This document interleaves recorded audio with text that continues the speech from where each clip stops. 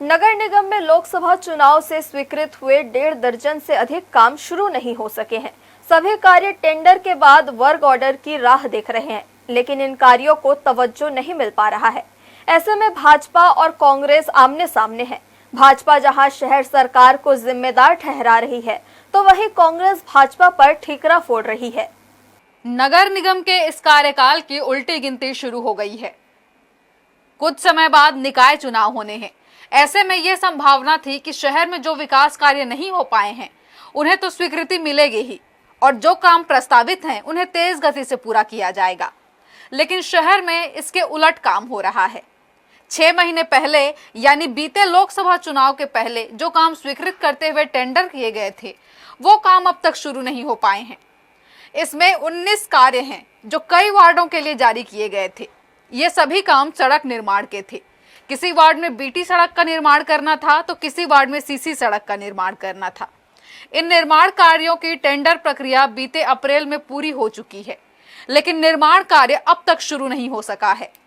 इससे जिन जगहों पर सड़क निर्माण कार्य होना था वहां के लोग परेशान हो रहे हैं।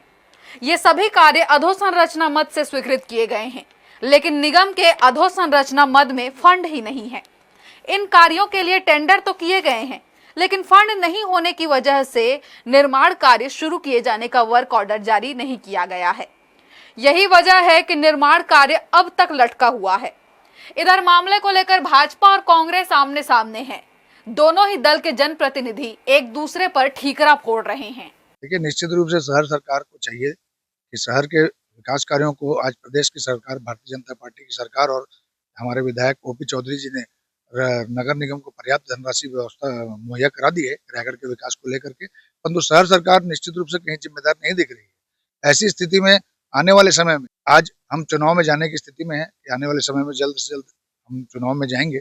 निश्चित रूप से शहर के विकास को लेकर के शहर सरकार की जो सोच होनी चाहिए थी, शहर सरकार निश्चित रूप से अपनी किसी भी सोच को लेकर के जनता के बीच में जाती हुई नहीं दिखी। आज शहर में जब उनकी सरकार है कांग्रेस की, तो निश्चित रूप से उसकी पूरी जिम्मेदारी बनती है कि चाहे वो वार्ड पार्षदों की प्रस्तावित कार्य हों, पार्षद निधि के कार्य हों, चाहे वो शासन की योजनाओं से लेकर के हो, चाहे नगर निगम मद का मामला हो।